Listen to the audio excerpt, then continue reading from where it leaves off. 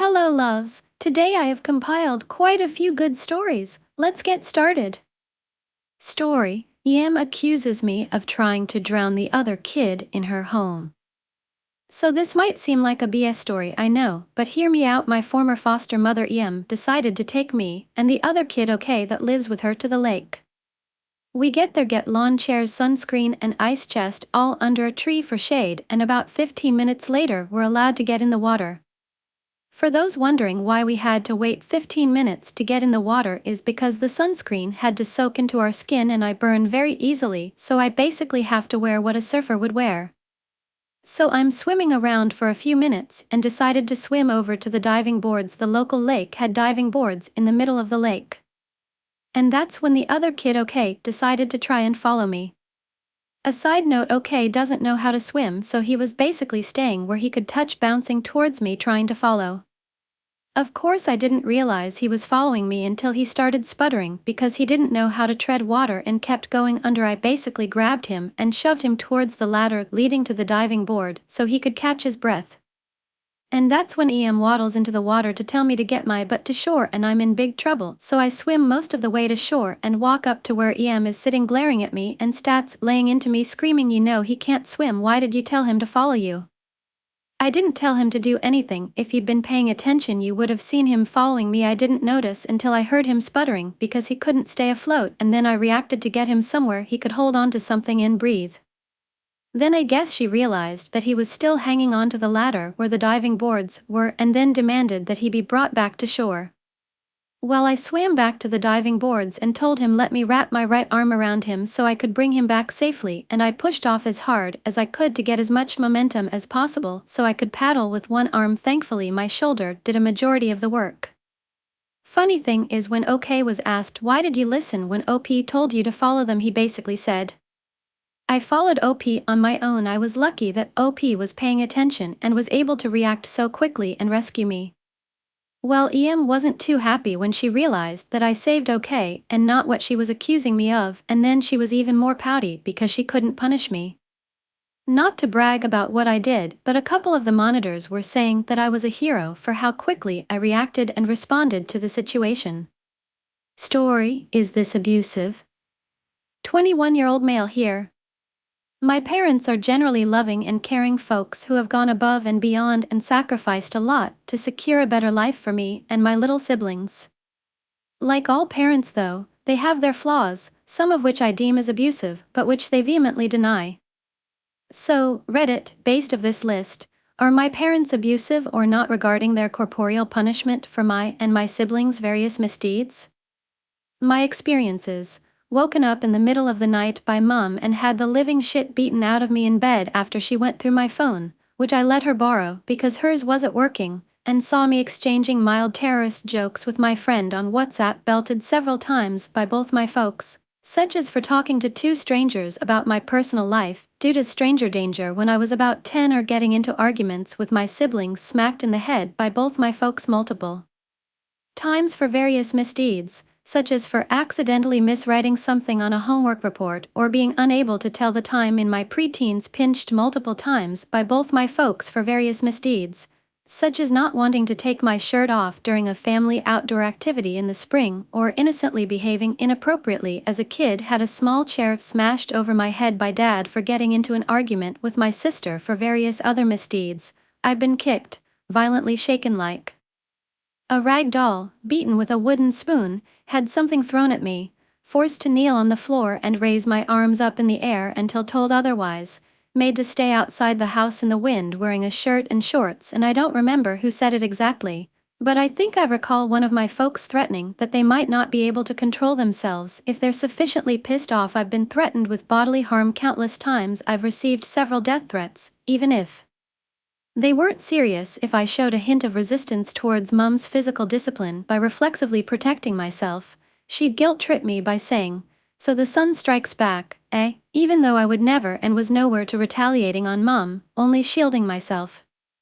Even at age 21, when I confronted her about her physical discipline, she defended herself by claiming that I only focused on the negatives and never the positives of their parenting, and she doesn't regret anything she ever did to me, and that even if I was age 24, she would still dole out the physical punishment if she wanted to. When I said I won't let her touch me, she once again asked me if this meant I was going to start beating her back. I said I'd never lay a hand on her, nor had I even thought of doing so. It's just that I wouldn't let her touch me, that's it. She asked what if she were to throw a shoe at me. Would I throw the shoe back at her, and I said no, I'd just keep a distance from her, and she lost all control and started berating me for being an ungrateful son, etc., before abruptly changing her tune and claiming she was only joking one time. Mom was continually interrupting my conversation with Dad over the phone, causing me to tell her in frustration that I'm trying to talk on the phone, but which she misinterpreted as me telling her to shut up or something, resulting in her immediately getting physical with me. Had Dad being angry and yelling at me to stop crying during shower time as he doused me with cold water, which I absolutely hated, but the hot water wasn't working. When I was about 6, after we actually enjoyed a sweaty game of football with some local kids, which soured the experience for me and made me reluctant to play football outside again, since the only way I could play was if I had either of my folks with me. One summer vacation, we were at the beach in the sea, and Dad was trying to take me to the deeper levels despite me being very uncomfortable as I couldn't swim properly yet, resulting in me almost drowning when he left me to it. But Mom saved me another time. Mom was continuously making fun of something I wrote in a book, causing me to smack the book out of her hand in anger, which she beat me for and locked me up in my room. In my later teens, Dad would frequently get me to help him out in incredibly strenuous activities which would often completely physically drain me, both when we were refurbishing our house and building our up-and-coming shop, to the point where the neighboring shopkeepers who saw how tirelessly I worked for him expressed concern by telling him to go a bit easy on me and at least pay me for my efforts, which he addressed by asking me, "Don't they know you're my son?" I never once complained or declined his requests to help out, since I knew we were tight on money and Dad was making use of all the free help he could get. My only issues were some instances of potential abuse, such as when he got angry and started yelling at me to perform a task that I genuinely didn't understand how to do. I remember pleading with him to help me understand, but he continued to get frustrated and scaring the shit out of me. Or this other time where after a hard day's work at building our shop, I didn't immediately acknowledge something Dad said to me, leading him to berate me for my supposed social blunder. When he just wouldn't let up, I then proceeded to remind him of a social blunder he once committed, causing him to punch me in the face and berate me more until we got home. When we arrived home, I was offered dinner, which I declined solely because I was uncomfortable being around him and so wanted to immediately go to bed, but he forced me to sit right next to him and eat while he shot a death glare at me, which I interpreted as him asserting his dominance over me. Dad could be very short-tempered and erratic on occasion, to the point where I would feel like I was walking on eggshells around him at times, such as when I woke up one morning and greeted him with a casual hello that had a bit of a drawl to it, and he suddenly froze up and looked at me with a death glare, and I quickly apologized, scolding me for laying my heavy head back on the sofa while he spoke to me, scolding us if me or my siblings said excuse me if he was in our way in the house, since apparently that was too formal and not something you'd say to a family member, especially a father, or if we forgot to say good morning to him after waking up. I've actually had to appeal to Mom to ask him to control his temper on a couple of occasions, and as a result I feel like I can never truly relax around him on multiple occasions. I've been forced to eat something even if I didn't want to. I had a bedwetting problem for most of my life. One time when I was about 5, Dad woke me up in the middle of the night to discover that I'd once again wet the bed. He angrily told me to get up, told me to face the wall and remain in that position in my piss-stained clothes as punishment while he changed my bed, and made me go back to bed again after he'd changed my clothes. I have noticeable bumps on my foreheads which I remember were obtained from hitting my head on the ground as a toddler, but which Mom claims are just natural or something, which I interpret as gaslighting. Mom accused Dad of cheating on her, but he proved he wasn't. Years later, when I inquired as to what their fight was about, she told me the truth, that it was a misunderstanding over his fidelity, which I suspected was the case back then. When I brought it up again later, however, she totally lied about it for some reason, which I again see as gaslighting. When Mom caught me watching porn for the first time ever at age 12, she berated me by asking whether this also means I would like to see her or my sister naked during some of our more heated arguments, Mom has claimed that I wouldn't care that she died several times despite me having been an incredibly devoted and loving child towards her during my preteens and early teens when I was a kid. I told Dad I wanted to make cartoons in the future as a career, and he said that that job was for a software engineer. As an adult, I realize now that he was being manipulative. They both had a tendency to downplay my mental health issues, instead advising me to turn myself over to God. Thing is, I no longer believe in God, so that advice was falling on deaf ears, and I am terrified of coming out to them as an atheist because of their fundamentalist beliefs after deceiving my parents for 2 years about my online learning. While it was justified to an extent, Dad really let me have it, telling me in no uncertain terms every opportunity he had how extremely let down he was, how he'd never seen anything like this happen anywhere in his entire life. He was 55 at this point, and how my deception and failure were among the 2 biggest tragedies/disappointments in his life, the other being the civil war raging in our homeland. Mind you, this civil war resulted in the genocide of thousands upon thousands of our ethnic tribe.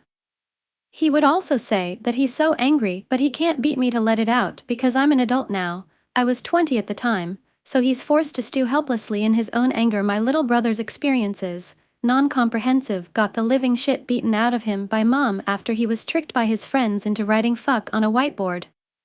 He didn't even know what it meant, but I could hear his pitiful wails and screams coming from the bedroom where Mom was beating him. He accidentally tripped and broke a stair pillar while we were organizing the shoe room once, causing Mom to lose it and get physical with him.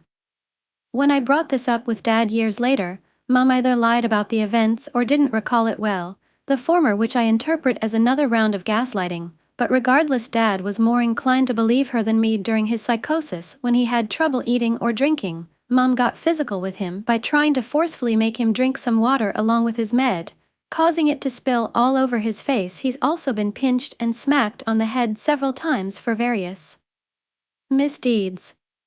He's also been threatened with bodily harm several times. When my sister was 10, some of her friends called her from Dad's phone. She asked if she could pick up, and he said yes, so she did, but when he asked her to give him the phone, she impulsively hung up.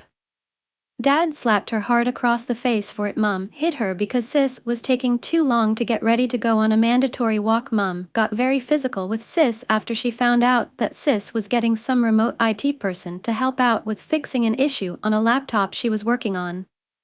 When Sis was 12, Dad punched her around the back of her head for going to his and Mom's room in the morning to look for clothes. When she was 13, Dad threatened to gouge out her eyes and cut her legs if she wore mascara. Dad hit her across the face because she sighed during one of his lectures. Dad told her he wasn't abusive as other parents, as they go so far as killing their kids, so he's not bad. Dad punched her around the face for sighing during another lecture even though she never did, causing her to cry right before putting on a school performance. Dad beat her legs with a belt until a flap of skin came off and she bled for 5 minutes because she had a tiny bit of mascara on. Dad punched her numerous times in the back of her head because she had plucked her brows and forced Mom's hands behind her back and shoved her onto the bed when she tried to intervene. When Sis was 9 and late to school as the car was down, Dad rode her to school on a bike, but her leg got caught in the wheel as they were going full speed, which almost literally caused her foot to be cut in half. She was in so much pain, but he wouldn't check the wound until her friends at school insisted she get it checked, because she could barely walk. Dad still frequently threatens to beat and throw things at her if angry enough, and she's a young adult. Dad slapped her across the face when she was acting bratty towards him and took her upstairs to slap her up some more. Dad tried to make Sis study almost every day of the summer even though she was already a good student attending grammar school. Dad got pissy with her for simply reading literature during her study breaks and disallowed her from doing so. This is not to say it's all been bad. I'm currently 21 and living in the UK, but I was born in East Africa, and Dad anticipated that our country would one day blow to hell, which it did, so starting from absolutely nothing, he worked his ass off to move his wife and 3 kids to Italy when I was 7, before finally moving us to the UK when I was 8 while he worked abroad. He worked himself to the bone for torturous hours in several different countries, some war-torn and with civil wars raging all around him, potential death, without seeing his children for months on end for 7 years, Also that they could have a better life than he ever had, where he and his dad suffered the aftermath of a devastating civil war that destroyed their livelihood and lost everything when he was our age. And during those 7 years, Mom single-handedly raised us as a lonely housewife in a totally new and unfamiliar land with virtually no employment while her husband worked abroad trying to make ends meet. She dutifully made us breakfast, lunch, and dinner practically every single day for those 7 years, and I can admit we barely had to do any household chores in our preteens and early teens, as she was basically doing everything for us, so you could say we were spoiled to an extent. They would both frequently instigate family time to bond with us kids, and during a lot of these times they would try to instill a strong moral fiber in us due to their Christian background, telling us to do our best to be altruistic and morally upstanding people in all and any situations. Mom never had a problem expressing her love for us and would do her best to emotionally support us if we needed her. Same with Dad. He usually had no problem telling us he loved us and officially quit his job when I was 16 and permanently moved to the UK as he couldn't bear to continue being separated from us any longer, and also so he could start a business in the UK, which he won't get to operate that long anyway since he's in his mid-50s and planned to leave everything in our hands for us to profit from. Both my parents had difficult childhoods, and their parents also used corporeal punishment, which is why they think it's okay to use it on me and my siblings since they experienced similar treatment at our age and claimed they turned out okay. My father growing up to be a father of 3 making 6 figures and my mother being a strong-willed woman. Story: finally stood up to my entitled parents and gained my freedom. For as long as I can remember, my parents have controlled every aspect of my life. They demanded perfect grades, picked my friends, and decided what hobbies I could pursue. Nothing I did was ever good enough for them. If I got a 95 on a test, they would ask why it wasn't 100. If I made a new friend, they would scrutinize them until they found a reason to disapprove. After I graduated college, I thought things would change. I landed a decent job and moved into my own apartment, hoping to finally gain some independence. But my parents had other plans. They started showing up unannounced, criticizing my choices, and trying to dictate my career path. They even tried to control who I dated, insisting that no one was good enough for their precious child. The breaking point came when I got a promotion at work. I was over the moon, but my parents were not. Instead of congratulating me, they berated me for not consulting them first and told me the new position was a mistake. They insisted that I should quit and find a job they approved of. I was devastated and furious. How could they not see how hard I had worked and how much this meant to me? I realized then that nothing would ever change unless I took a stand. So, I did something I had never done before. I stood up to them. I told them that I was an adult, capable of making my own decisions, and that their constant interference was no longer welcome. They were shocked and angry, accusing me of being ungrateful and disrespectful. But I didn't back down. I told them that if they couldn't respect my boundaries, they were not welcome in my life. It was the hardest conversation I've ever had, but it was also the most liberating. For the first time, I felt like I was in control of my own life. I stopped answering their calls and messages unless they respected my boundaries. It wasn't easy, and I felt guilty at times, but I knew it was necessary for my own well-being. A few months later, my life had transformed. I was excelling at my job, had made new friends who supported me, and was in a healthy, loving relationship. My parents eventually came around, realizing that they had pushed me too far. They apologized and agreed to respect my boundaries, and our relationship improved significantly. Standing up to my entitled parents was the most challenging thing I've ever done, but it was also the best decision I've ever made. It taught me the importance of self-respect and the power of setting boundaries. Now, I'm living a life that I am proud of, free from their constant criticism and control. Story: how a broken bone revealed how entitled my ex-friend was. This took place around 9 years ago. I only remember the timeline because it was the year my youngest nephew was born. I became friends with this girl, M, around the time my job had finished rebuilding for a long overdue renovation. When the store reopened, that was when we met and became friends. We were friends for maybe roughly a year, if not a little longer than that. Some of my family that met her didn't really like her from the get-go. Though, I was blind to it, as I try to see the good in people, as sad as that is. But, over time I had started to notice a few things. Such as when she had broken her arm, she couldn't do some things due to the kind of cast that she had. Which wasn't waterproof, so it made it hard for her to do dishes. So, I had offered to help with her dishes. Though the day I was supposed to come over, I was called into work and I needed the money. So, I thought that she'd be asleep still, so I'd go over after my shift, so I went to work and didn't call. Now, I started, and still think I should have said something, and I felt bad. But what made it worse was that after that, Em bitched and moaned about it to coworkers all day. It had started to cause stress in me to build up as well as guilt, and 2 of my cousins came in that day. We're about the same age, so we get along. They asked me how I'm doing, and they noticed how quiet I was. When they saw that, they asked if I was okay. I had just shrugged, and they knew something was wrong. Asked again, and that was when I broke down in tears. Pulled me aside and asked me what happened, and I had told them everything. They said that it was a jerk thing to even keep bringing it up to work of my friend. When she saw I was in tears, she apologized and said that she knows I couldn't stay mad at her long, or something along those lines. I don't remember it. After that, I thought that maybe things were okay again. Though it seemed that it wasn't as I had thought. Another thing, she was dating my best friend from high school. Well, my best guy friend. One day, he and I ran into each other and chatted for a bit. Jay let me know that he was going to break up with her. Didn't go into detail about why, and just wanted to give me a heads up. He also asked me not to say anything to her, which I agreed, as it wasn't my place anyway to say anything to her like that. So, I had kept it to myself and didn't say anything that would indicate that they were going to last or not last, if that makes sense. Well, he didn't do it right away because of circumstances, such as her grandparent passing away. As my friend didn't want to do anything that would only worsen her pain.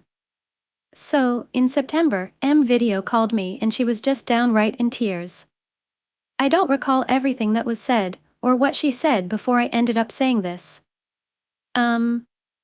I kind of knew that Jay was going to break up with you for a while.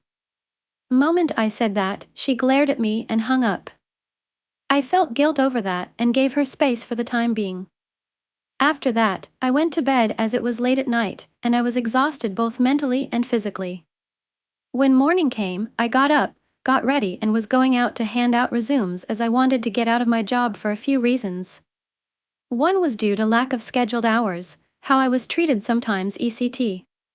Well, before I left my brother's home, was living with him here when I worked, and back at mom's and our stepdad's home in the country when I didn't work, because I lost my apartment. That is another story. I was asked if I could come into work for a shift.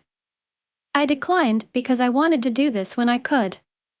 Plus, I didn't think I could mentally handle too many people after the night before. After that, I went out to hand out resumes to places where I knew they were hiring. As I did, I saw Em at a McDonald's and frowned. So, I texted her if she was still mad at me and left it at that.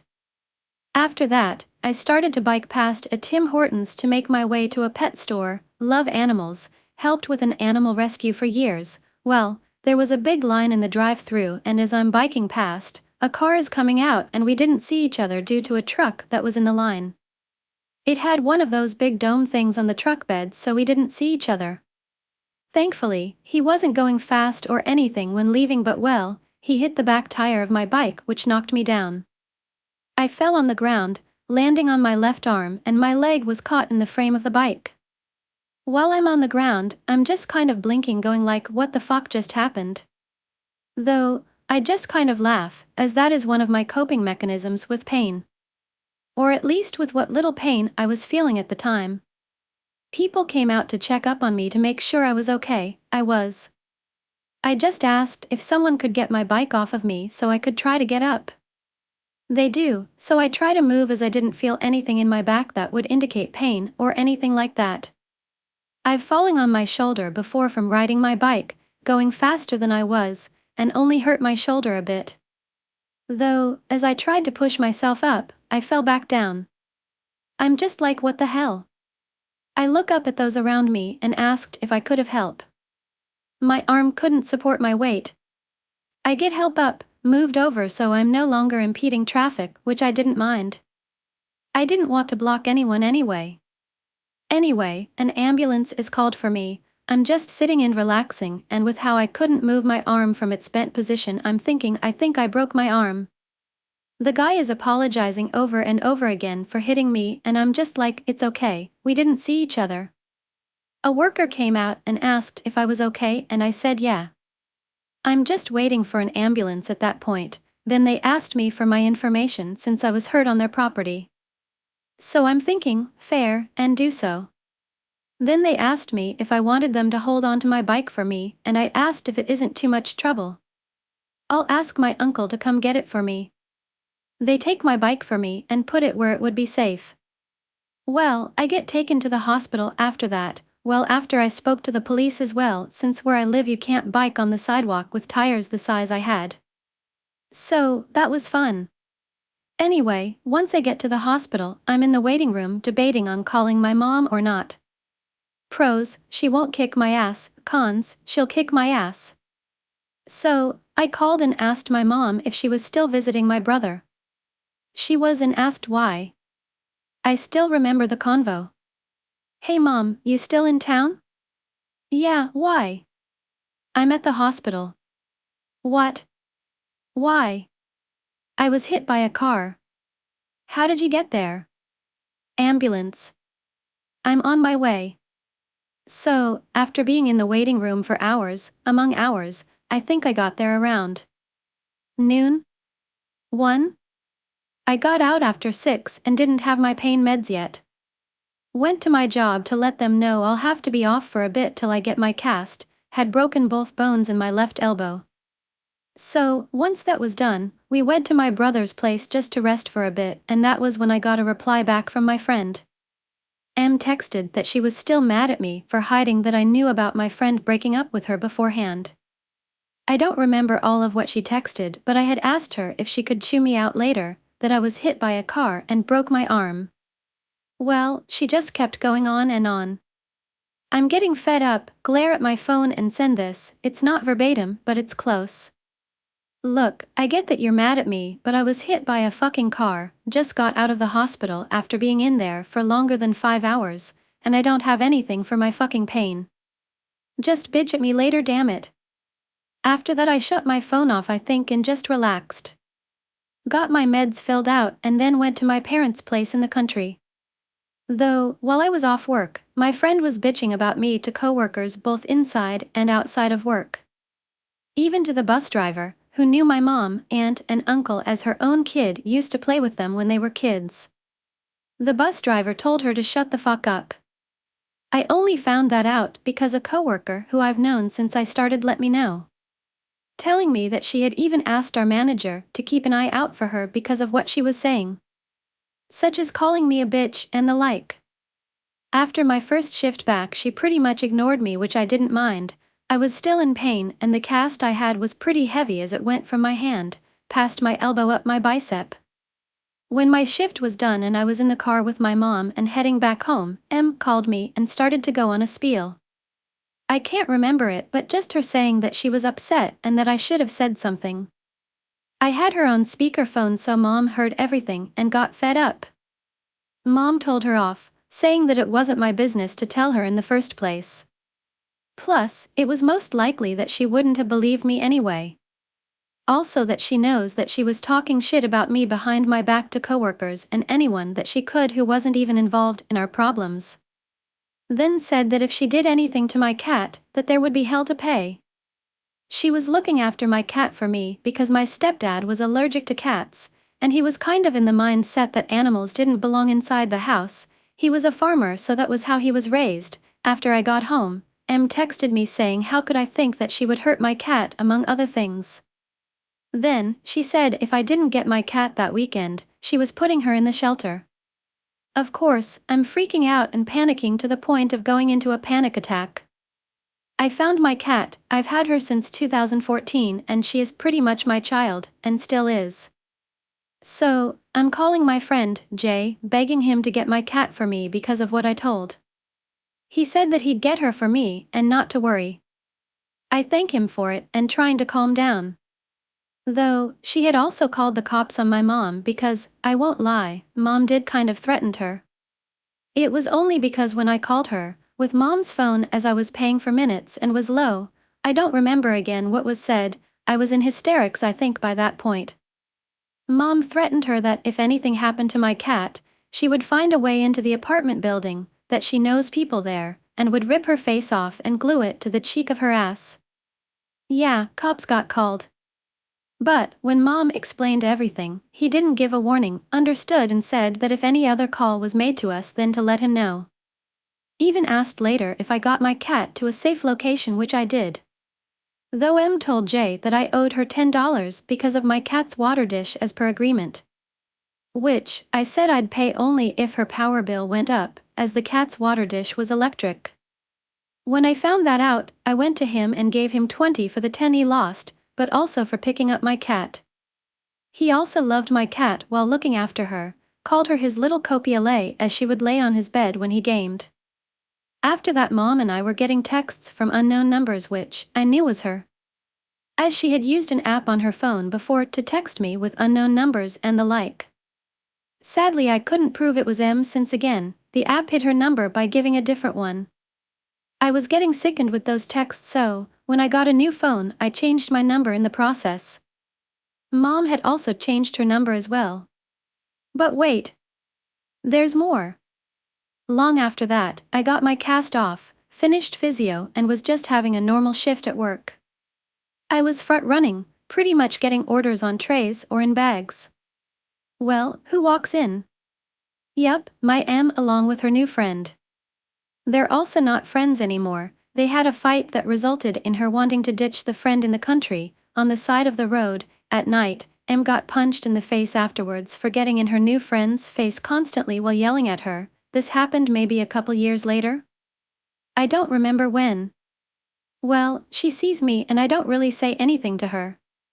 I just tray her and her friend's food and say the name and go back to my tasks.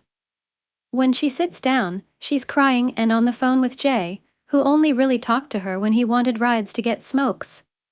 He wouldn't touch her with a 10-foot pole, haha. Anyway, she's crying that I was giving her a dirty and angry look. She was glaring at me and I don't know why.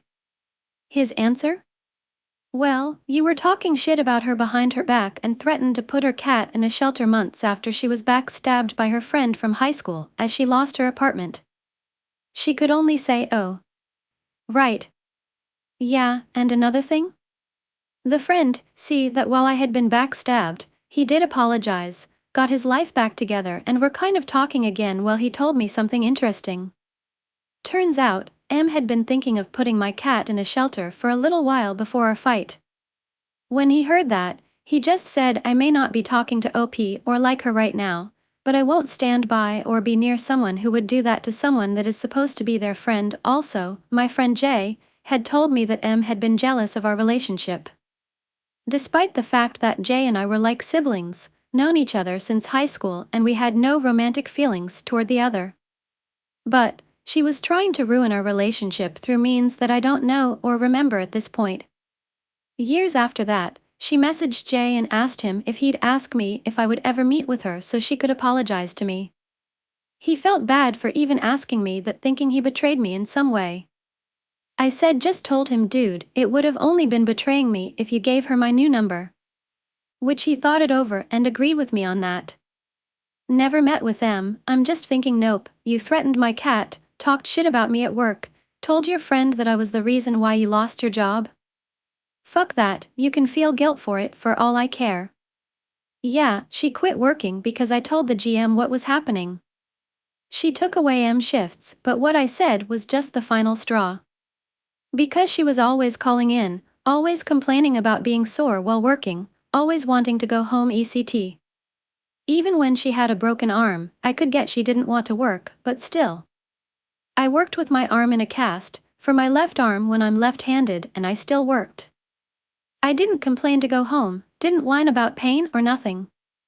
Just came up with ways/methods to get through the shift till I could get home. So yeah, the GM took away her shifts, which made her quit. I wasn't the main reason, but just the straw that broke the camel's back. Story, Auntie from husband's side. Thank God she lives in a different country. Auntie from husband's side. Thank God she lives in a different country. Even from before my child was born, although her relationship with me, also with husband, was not a close one, she started pushing her presents, her gifts, her plans on us. She doesn't have a grandchild of her own. I managed to put her into her place politely, and things are not happening the way she wished. I thought she would leave us alone and husband would grow a backbone and protect our privacy. He claims he is in between and all he wants is a united family, but I don't think that means protecting rude people and making myself a doormat. So if I am reacting, I have a reason. Fortunately, we rarely talk to her now, but it seems she still hopes for something, I don't get what, but my intuition goes crazy. I mean, we have normal relationships with many people and our toddler has enough social life and I'm not worried, but everything with this woman seems to trigger me. We had a short video conversation a few days ago. The second one we had during this year up to now. Instead of using that time to check up on our kid and have a light talk, or giving information from her side, which rarely happens, she scolded us for not taking the child to her place for vacation, like our business is hers, and she almost scolded me for being around my kid during the video call. That the kid is distracted my mom and doesn't want to look as her. When in fact, at his age, you can't really demand such things. It's creche age. Is she really that creepy, or I am just paranoid? Her Facebook feed has many quotes. Analyzing them over the past few years since we had our son, all seems to be directed to me. She plays the victim. She thinks she is being used and treated badly and things are taken from her. I'm not stupid. She has plenty of issues but seems to be fixated on our personal life and decisions. Again, thank God there is a good physical distance between us. I imagine that if I don't have a position, the next thing that will happen is speaking to my kid behind my back and convincing him different things.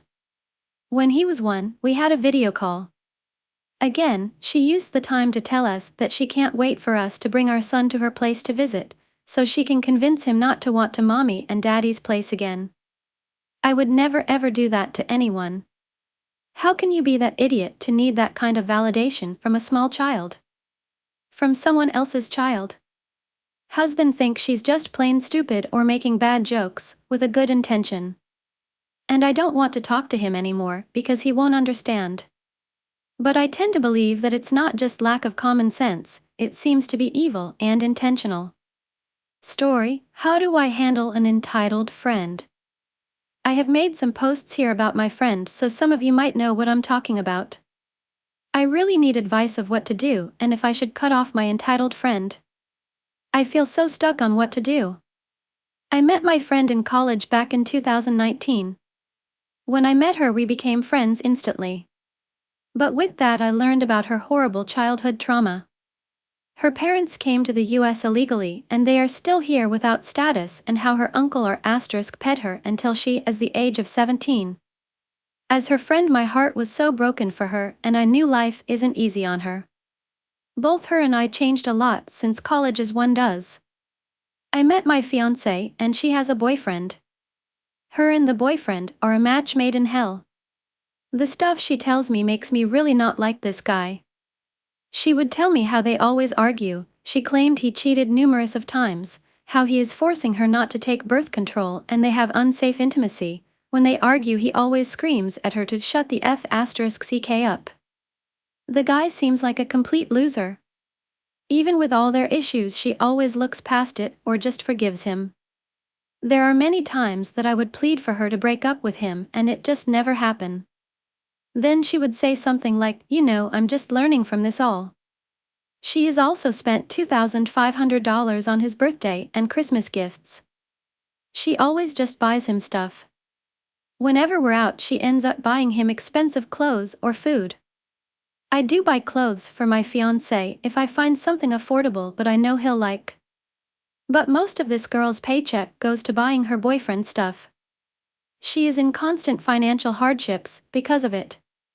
She even sends DoorDash over to his job every time it comes time for lunch. The other night we went out to dinner and she decided to rush off when the bill came to call her boyfriend. I told her to wait and ask the lawyer for 2 separate checks. She told me she will sell it to me after her call, and when she came back she so happened to lose Wi-Fi service. She told me she'll send me the money when she gets home. It's been days and I still didn't get my money. With all of the horrible stuff she has told me about her boyfriend. She asked me if he can come to my wedding. I'm only having 50 to 60 people. It's going to be very cute and intimate. Plus the times I've tried to meet him it never happens. My friend would always say she wants to double date just for her to back out when I try to make it happen. The one time I almost met him she was dropping off food for him. She insisted on parking a block away from his house and keeping me in the car. I told her it seems weird to park a block away from the house, and she decided to move the car closer. But she made me stay in the car and it was very awkward to say the least. So I don't know how I can invite someone to my wedding that I'm not allowed to meet.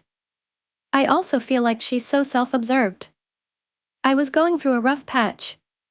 My fiancé and I had to do long distance for a bit due to having to apply for a K-1 fiancé visa. It was really hard on me not being with him and I went to such a dark place. Luckily I'm doing better now and we got approved. So my fiancé comes back in late August.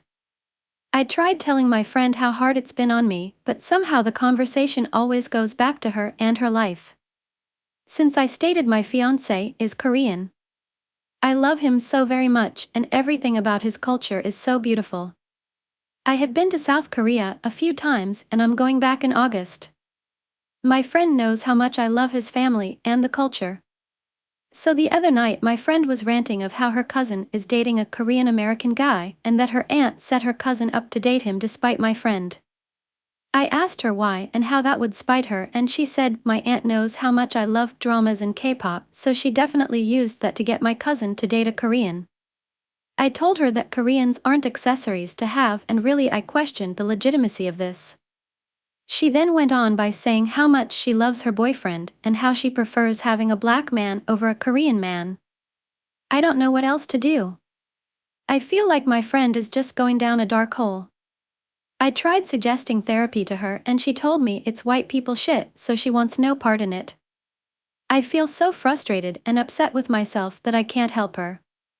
But I don't know what else to do. I get so disgusted whenever she mentions the boyfriend and the relationship. Even if they are doing well, she reminds me constantly how well they are doing. I can't be happy for her because of how horrible this man is. I don't know what else to do to help her and I just feel myself growing apart from her. I feel horrible saying it, but I find her unbearable now. I miss the friend I had back in 2019 and I don't know how else to get her back. Story, entitled Parent Tries to Drag Me Out of the Park. So this happened a few days ago, and I thought that some of you here might enjoy it. Some important background information is that even though I'm 16, I look like a 12-year-old girl. It's like I stopped aging after middle school, so encounters like this one aren't uncommon, but this is the worst one so far. So Thursday, I went to the park alone just to sit at a beach, enjoy nature, read a book, scroll on my phone, etc. So there I was when I noticed this lady next to the playground watching me. She kept looking at me, and after 10 minutes she started to walk towards me. I let out a sigh and prepared myself because I already had an idea of where this was going. The lady comes up to me and says, "AP, excuse me young lady, but where are your parents? Are they here?" Me, "No, they're not here, they're EP. Don't you think it's dangerous for a girl your age to be alone?" Me, "No, not really." The EP now sounding a little annoyed, "A girl like you shouldn't be left unattended. Where are your parents? I want to talk to them." Me, "Ma'am, I appreciate your concern, but I'm 16 and I am very capable of taking care of myself." I must guess I picked the wrong chat option because after I said that she got super mad. EP, "Don't lie to me, young lady." Me, "I'm not lying, EP, I'm not stupid, I know what a 16-year-old looks like." Me, look, here's my driver's license. I pull out my wallet and show her my driver's license. She glances at it and scoffs. EP, please, I know a fake license when I see one. My 10-year-old could do a better job making one. Me, what? No, it's not fake. Can you just leave me alone? AP, if it's not fake, then you'll have no problem showing it to those officers over there. She points to a police car that's parked on the side of the road. And before I can say anything, she reaches down and grabs my wrist, really hard too, pulls me off the bench, and starts pulling me to the cop car. Me, let me go, you're hurting me. As we got close to the car, an officer came out and came up to us. Officer, is there a problem, ma'am? EP, yes there is. The EP pulled me in front of her. Tell the man what you did. Me, Jack Shastras T, that's what I did. Now let go of me. Officer, ma'am, is this your daughter? Me, no, she's not my mom, she's just some random lady. Officer, ma'am, please let go of the child. The woman then let go of my wrist. EP, she's lying about her age and she has a fake driver's license. Officer, do you have a fake ID, miss? Me, no. Officer, may I see it? Me, yes. I pull out my driver's license and hand it to him. Officer, how old are you? Me, 16. The officer looked me up and down before checking my driver's license. Officer, ma'am, this is a valid driver's license. EP, what? No, it can't be. She doesn't look 16, she's too young. Officer, the ID is valid and it says she's 16, and it's not a crime to look young. However, it is a crime to drag someone across the street. Miss, do you want to press charges for assault? EP, wait, what? Me, no, I just want to go back to my day. Officer, very well. EP, but wait. She, officer, ma'am, if I were you, I'd stop talking. I'd also apologize to this young lady and thank her because she just saved you from a lot of trouble. The EP gave a half-hearted apology and ran off. The officer then made sure I was all right, apologized for her, and handed back my driver's license. After that, I grabbed my stuff and went back home. So that was my most recent experience with a crazy person. Story, I can't forgive my dad. My sister and I went to the cinemas with our friend and we bought snacks to share. I bought candy and chocolate biscuits. When we got home, she hogged the chips she bought and also took the chocolate biscuits that I bought. I was so tired that I just went to sleep and told her not to finish the biscuits. The next day, I grabbed the chocolate from her and put it on my bed because it was mine. She snatched it back from me while I was gone, so I came and took it back. She chased me out and made a whole fuss, screaming and everything. My dad came and asked who the chocolate was for, and I said it was mine and that I bought it. She kept going, so my dad grabbed me, and I was yelling. He held me down and told her to grab it. I fought out and was about to give her some when she said something to upset me. I was like, F you, I ain't giving you any. Then she hit me, and we started fighting. I got extremely mad because my dad was holding me while she was hitting me. I was getting hit by both her and him. Then she went to get a knife, and I ran and jumped on her. My dad separated us and was so mad. He grabbed me and I was sitting on the couch when he just started hitting me so hard, punching and kicking me, yelling and going absolutely mental. He wasn't himself. He usually hits, but never this bad. He was acting like I was a grown man his size. He left the house and came back, then ran at me trying to hit me again. I begged him to leave, and he just smashed up my chocolate. I was in so much pain and went outside, having a panic attack. I called my mom and told her everything. She said I should have given the chocolate and that he was obviously wrong. She told me to go to her room and lock myself in. A couple of hours passed and he came back, buying me new chocolate as an apology, but I chucked it. He also sent me $20, but I sent it back. A week went by, and I ignored him. He was mad at me and tried to make me feel guilty. Today, he apologized because my mom forced him to, and he is giving me $150. I told him I forgave him, and he said sorry, hugged me and all. But I just can't feel myself forgiving him. The way he hit me, like I wasn't his daughter. It was like he was fighting me. My jaw hurts so bad I have to chew slowly, and the way he kicked me while I was crying and begging him to stop, he kept hitting me with so much force. It wasn't even my fault. He didn't hit my sister, he was being so nice to her. He gave her money but was shit-talking me out loud the whole week, putting all my siblings against me. He would cuss me out and say a whole bunch of rude things when I walked past, literally bullying me. I feel bad because I know he feels guilty, and I'm taking his money, but I just feel so angry. The fact that my family jokes about it as if it wasn't so traumatizing. I thought he was going to kill me because he has crazy anger issues and can't control himself. He takes meds for it and even said himself that he couldn't control himself. But it fills me with rage how he could do that to me and then be like, if you act up, that's going to happen to you next to my siblings. I know he is my father and has done everything for me and sacrificed a lot for me and my siblings, but I just can't forgive him. By the way, I turned 16 and am a girl, and my sister is 17 turning 18, and my dad is big and super strong and taller than me, and he is fat and strong. Story, entitled Mom Hates Me. So for some context, I, a 24-year-old, moved into an apartment complex a couple of months ago. There are 4 in total apartments in the building. Mine, and my immediate neighbor who lives right across from me. As far as I know, it's a mother and her son, and we live on the bottom floor. Though there are a couple of stairs up to where we live, there are no apartments under us. Above us, however, there are 2 more apartments. An older gentleman and a mother and her son and daughter. The building also locks after 4 p.m., meaning you can't get into the apartment without a key. Now, this woman has had an issue with me since I moved in, though frankly I never knew why. She's just always thrown glares my way whenever we pass by in the stairs. Our first interaction happened about a month of me moving in. I stepped out of my apartment to walk my dog, Lilo. Now Lilo is a small, neurotic chihuahua. She's not aggressive or mean like the chihuahuas you see in memes, but she's a very nervous and jumpy dog all the same. So as I step out of my apartment with Lilo, the mom and her kid come down the stairs at the same time.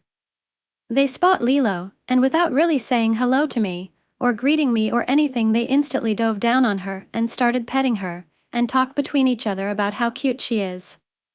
Lilo was very nervous and confused at these 2 strangers suddenly cooing on her. I didn't dare say anything, because I have really bad social anxiety. Then they just left, again without saying anything to me. I don't have any more interactions with her until a few more months later, when I hear a ring at my door. My dog starts freaking out and barking, and I go to check the door, but there's no one there. What I do hear though, is giggling as 2 kids dash upstairs. I don't care too much about it and instead go back to my computer. Couple of minutes more, it happens again. Then again. After the 3rd time, I decide to go upstairs. By this point, it's far past 4 p.m., and again I hear them dash upstairs every single time, so I know for a fact it's the kids that live above me, and I'm frankly getting overstimulated and upset by this. So I knock at the door, and the daughter answers. I tell them as politely as possible that I know it's them running down to ring at my doorbell, and I beg them to stop because my dog will only get more anxious. She tells me that they haven't done anything, and I don't want to press it, so I just tell them to not do it again, before I go downstairs. The next day, the same thing happens. 2 rings, before I decide enough is enough. I look up the mother's number, and I send her a polite but lengthy text about how I know her kids are ding-dong dashing me and both me and my dog get anxious because of it. She doesn't reply, and instead comes to knock at my door a few hours later when she gets home from work. Now, you know when you can just tell a parent is entitled? You look at them and instantly see the tight lips and the posture, and you already know you're about to get an ear lashing? Yeah. That's what I see when I open the door, and I instantly tighten up. Another thing you should know about me is that I'm terrible and horrified of confrontations, part of the social anxiety, I suppose. So I'm already pretty much shaking in my boots. This woman starts by telling me that she heard that I spoke with her children, in this very accusatory, harsh tone. I reply, explaining why and what I told them. She gets snarky immediately, and tells me that those weren't her kids. I explain to her that I heard them dashing upstairs, and that the doors were locked, so I know for a fact that it was them. She continues to tell me that her children would never do that, only to go back on her words later and say that she's had a conversation with them about just this, and told them to not do it again, which clearly means they have a history of this exact thing. I just tell her again that I know it's them, and all I wanted was for her to talk to her kids about this issue because it's really bothering me. She gets angry and tells me that it wasn't them and that her children are perfect and kind. And also, when I texted her, her one kid was in the shower, so it couldn't possibly be them. Like she doesn't have two kids, and it didn't happen the day before either. At this point, my anxiety is through the roof and I feel like I'm about to have a panic attack, so I just tell her fine. I know it was them, but I'm not going to argue. And so she scowls at me and stomps up the stairs. The ding-dong dashing hasn't happened since, but her glares and attitude has gotten 100 times worse. She will look at me like I shot her damn dog every time she so much as sees me. Story: my father literally told me to KMS and saw nothing wrong with it. It happened to me 2 weeks ago. I was at my father's apartment and we were drinking tea together. At that time, I had just passed the exam and was under a lot of pressure. I had insomnia, anxiety, panic attacks, and my bipolar disorder was worse than ever. I am recovering and trying to take small steps out of this terrible mental state. So, when the subject of the exam naturally came up, I told him all about it but didn't go into much detail. When he asked why I couldn't forget and move on, I tried to explain that it was complicated and related to PTSD. I had traumatic experiences related to exams from the previous university I dropped out, and how psychology works. He still didn't understand and said I was just overreacting and making excuses out of laziness. I again tried to explain in detail what was really happening to me by giving examples from the past, including suicidal thoughts. His answer was, then commit suicide if you can't live with your mental problems in society. And then he just talked about how in his time there were no mental problems. Mental problems and everyone is happy, but modern children are very weak. Back then, I just tried to brush it off and change the subject, and an hour later left on relatively good terms.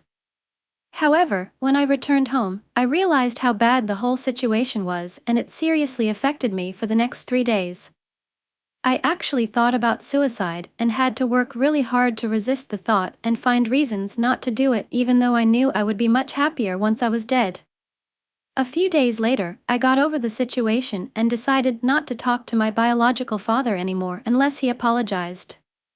I went to that apartment to meet my stepmother and show her some great new English books I had ordered so she could use for her classes. She is an English teacher and I live in a non-English speaking country. I thought my biological father wasn't home, so I felt comfortable coming, but unfortunately, he was there.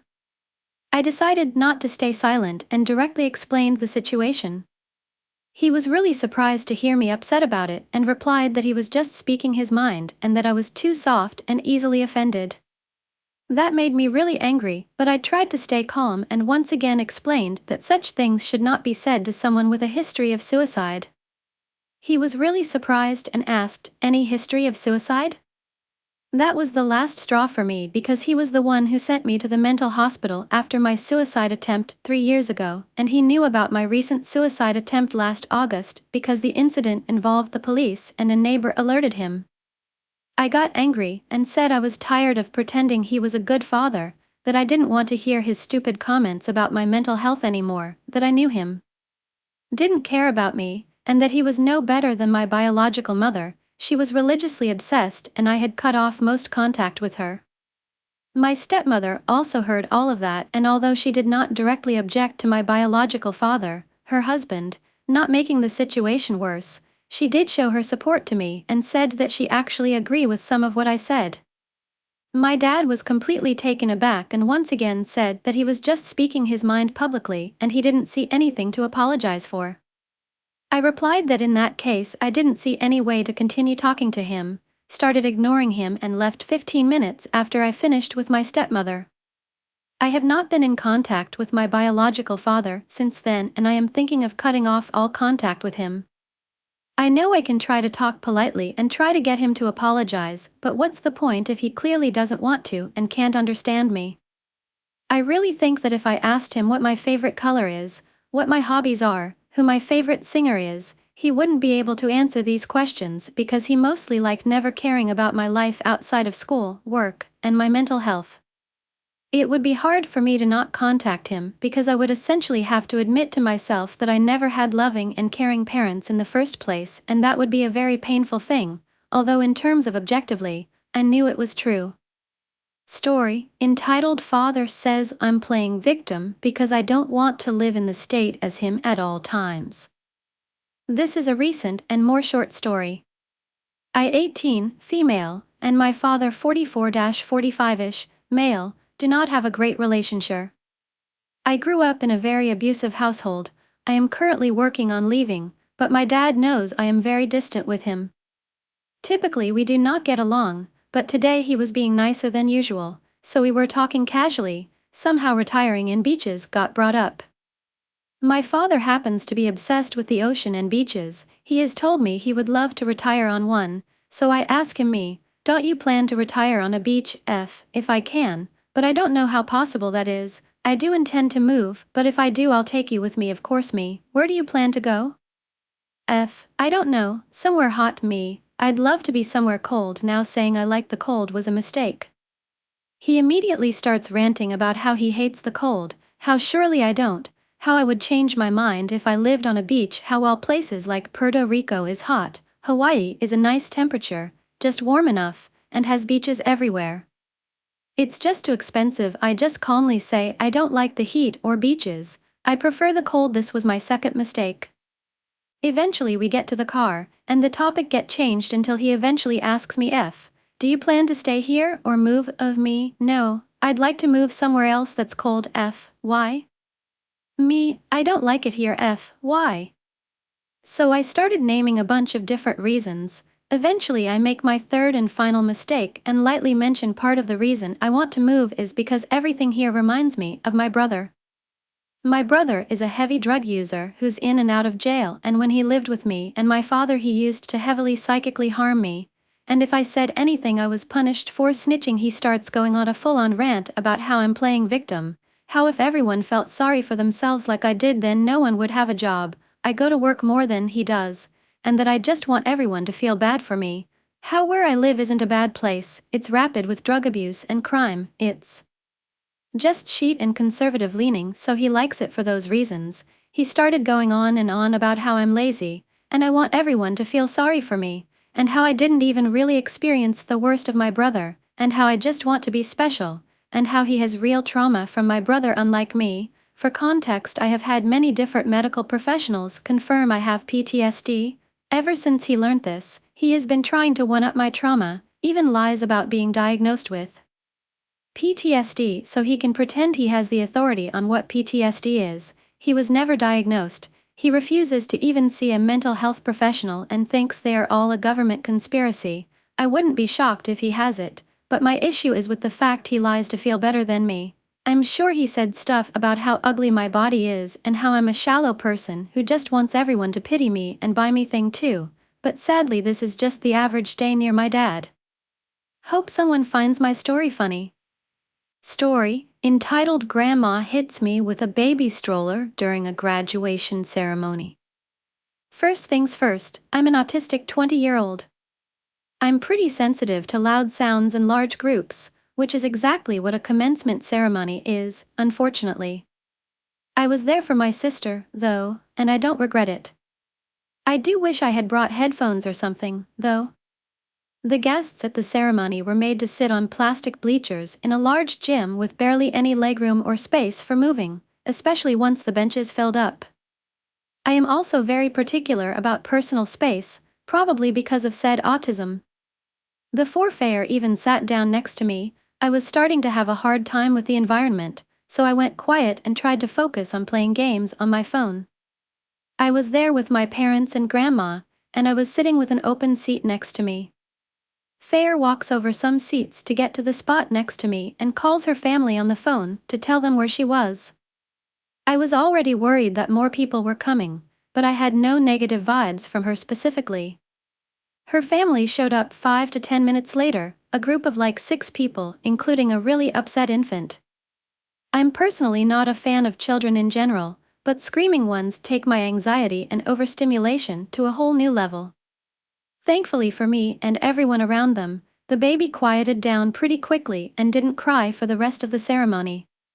What a polite little baby. When the baby showed up, Fayer unfolded a whole baby stroller and rolled it right next to her in the decking/foot area of the bleachers. The stroller's handle was a few inches from my face, and I obviously noticed it, but didn't confront her about it. I don't like making any scenes even if the outcome could be positive. She put the baby in the stroller and started rolling it back and forth in the free space between me and her, which means the stroller's handle was literally centimeters from my face every few seconds. I still said nothing and just focused on my phone. It played out for a while like this as I tried to block it out. I texted complaints to my friends and sent a selfie of me and the stroller handle right by my face. I was starting to calm down as she moved the baby to other family members, but when the baby came back to her, she missed putting him in the stroller and it came rolling and smacked my whole body and my face. Fayer did apologize, but I silently pushed the stroller back as far as I could to her and made its fine hand motion, trying not to leave the whole ceremony in general. Despite this, she continued rocking the baby in the stroller, and it got even closer to me. Intervals of her pushing the stroller into my face and me inching the stroller back when the baby was elsewhere and she was distracted happened over the next hour. Right as the ceremony was ending, my own grandma on the other side of me noticed I was silent and basically crunching myself as far away from the stroller as I could. She confronted Fayer and kept saying to her, "You're getting too close," while pushing the stroller back to her. Fayer was not receptive to this advice and kept shaking her head no and arguing with my grandma. I tried to block it all out as I was between the two of them covering my ears and looking down, so I don't remember too much verbatim. Eventually, they stopped and we left immediately because I was close to a meltdown. Fayer and her family walked by us as we left, and she said absolutely nothing. Frankly, I'll be glad to never see her again. I do feel guilty for not asking her to stop myself and then having my grandma argue with her, but I was not in the headspace or had the mental capacity to engage in any conversation. Story: Do my parents even like me, bro? Okay, so my mom does this thing where she keeps baby talking and it goes on for like 6 years. She also holds her hands into fists and shakes them like a kid would. We were in the car yesterday and my dad was going the normal speed you go on a highway and she started acting. There is a 0% chance these were real emotions, like she was scared and plugged her ears and shut her eyes or stared or smth. She also just behaves oddly. Like whenever I tell her something she's doing is embarrassing me or annoying me, she always does it even more or for longer. This is by far her most confusing behavior. For example, the other day, I had the worst headache ever. I was at school the entire day for an honors program, and when we were in the car my dad stepped out to buy something. She started talking to herself, which I normally don't care about since she does that all the time. But when I asked her to stop because of my headache multiple times, she ignored me and kept doing it, like she always does, saying literally anything at that point. I also fear she simply just doesn't like me. Like I'd just be sitting on my phone and she'd complain to my dad about how I'm on my phone 24 hours a day, it's summer break, then he'd get pissed at me. Or I could take a small dish outside of the kitchen or use her computer for a minute and she'd tell my dad about it, resulting in the most disgusting, insufferable argument possible. About how I never listen and have zero respect for them because my room isn't clean. Okay, I'm a teenager. I don't want to stay at home every second of the day while everyone is out with their families or with friends. I keep nagging at my parents to go out, but they never want to leave the house and they don't let me go out 2 days in a row.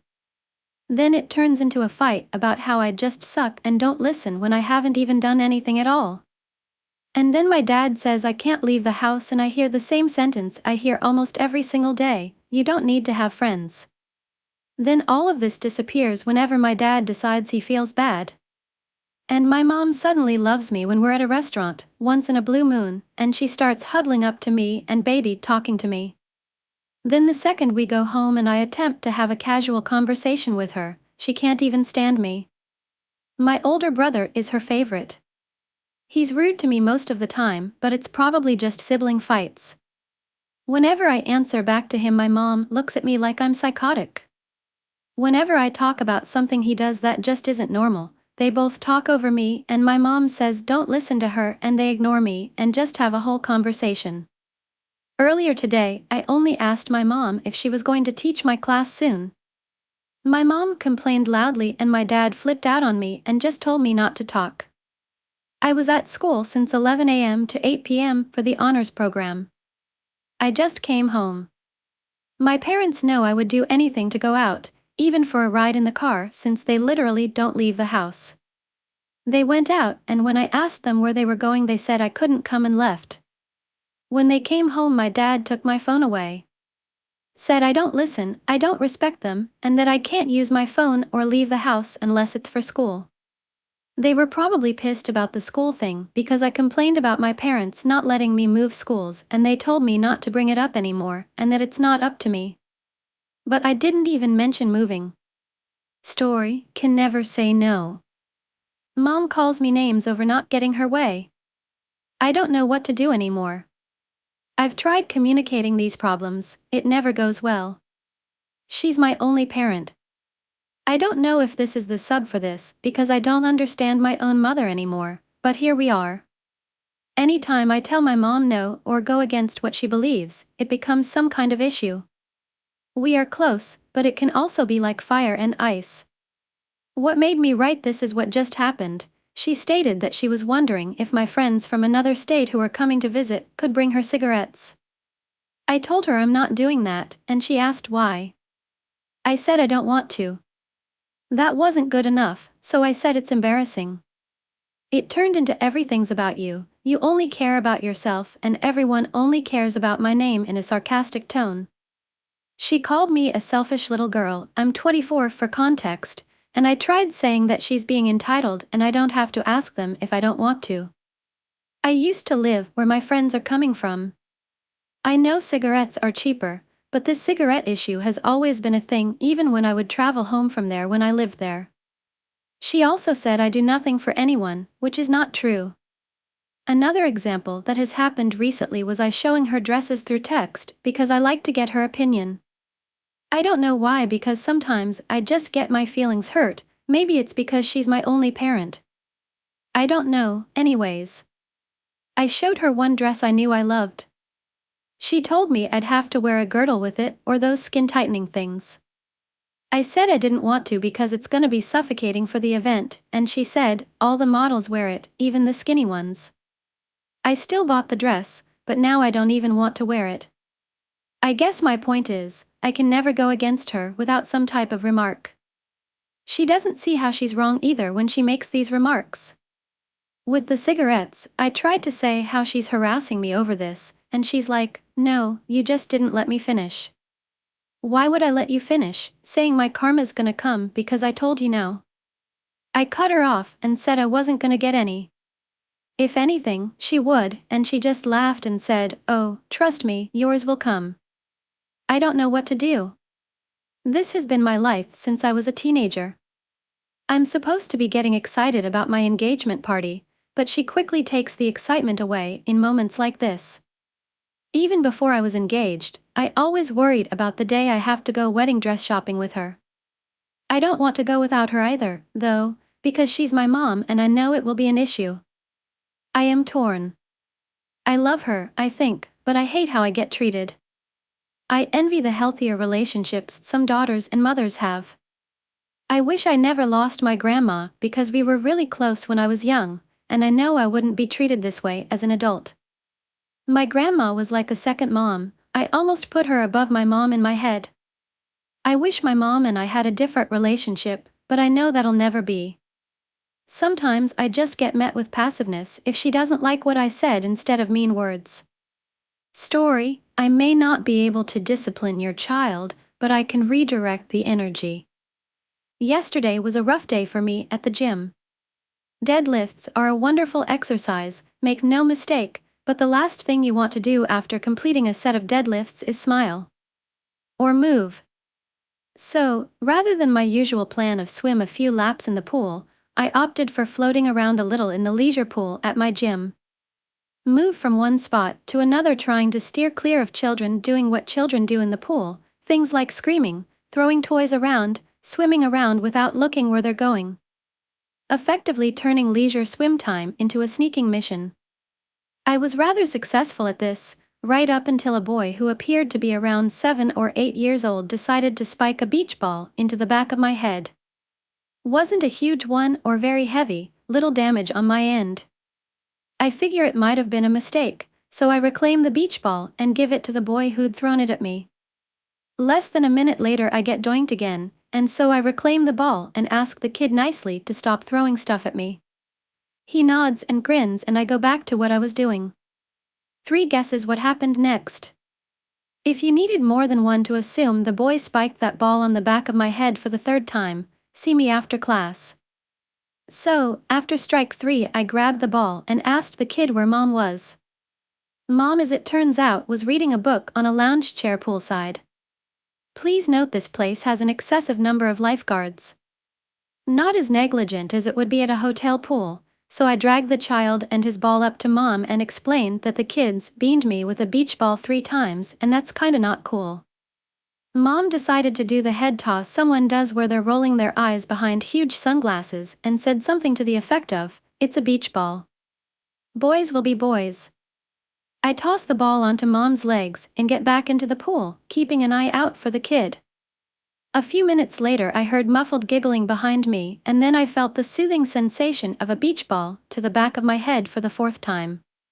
I reclaim the ball, yet again, and intended on making eye contact with the kid and popping their ball right in front of them, but then the bad idea fairy rapped me sharply on the head with their magic wand and I had an evil grin, not unlike the grin the kid gave me after strike number 1. So I tell the kid to see me, I want to show you something. And then I submerge the ball under the water and pinch the air nozzle, which makes air bubbles shoot out. Happens to look exactly like someone was tooting underwater. He's not strong enough to submerge the air-filled ball, so I tell him to get on top of it and use his body weight to sink the ball. He managed to do that and his face lit up like it was Christmas morning and he'd gotten everything he'd asked for. He promptly swam off and found other people to annoy. I didn't get a ball thrown at me, and the kid's mom was pissed that she had to blow up the beach ball again.